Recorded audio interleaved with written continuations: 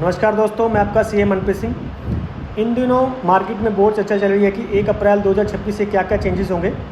तो मैं आपको कुछ इंपॉर्टेंट अपडेट देना चाहता हूं जो आपके लिए काम की होगी। सबसे पहले क्या है, पहले हम यूज़ करते थे फाइनेंशियल ईयर और असेसमेंट ईयर, बट अब वो क्या ये टर्म चेंज हो गई है।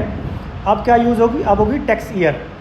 मतलब फाइनेंशियल ईयर और असेसमेंट की ईयर की जगह अब हम क्या यूज़ करेंगे, टैक्स ईयर। उस टैक्स ईयर के हिसाब से ही आपकी क्या इनकम कैलकुलेट होगी, उसके हिसाब से आपकी ITR फिल होगी। तो आप अपने टर्म यूज़ करनी है टैक्स ईयर, असेसमेंट ईयर और फाइनेंशियल ईयर की टर्म खत्म हो गई है। उसके बाद क्या है, आपको जैसे पता कि पहले कितने 5 हेड होते थे, सैलरी वाल, income for other sources, house property, capital gain, business and profession. तो अब भी सेम ही 5 हेड हैं।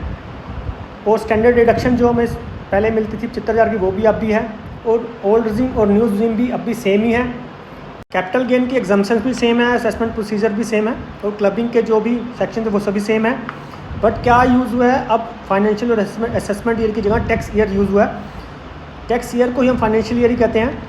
तो सिर्फ एक चेंज हुआ, क्या, टैक्स ईयर। अब आप टैक्स ईयर बोलकर आप अपना काम चला सकते हैं। असेसमेंट ईयर और फाइनेंशियल ईयर की टर्म खत्म हो चुकी है।